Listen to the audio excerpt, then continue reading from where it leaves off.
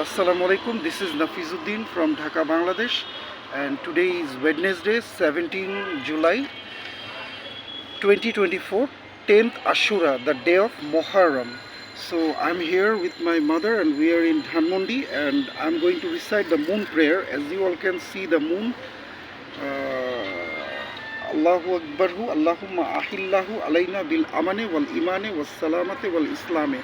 Lima tuhibbu tarda rabbuna wa rabbukallahu. Oh Allah, bless this new moon with security, faith, peace and in Islam, and what pleases you and what our Lord Allah loves. Allah is our Lord and your Lord. And also we can greet the moon by saying Jazakallahu khairuhu adada khalqi ridwa nafsi zinata arshi midada kalimati.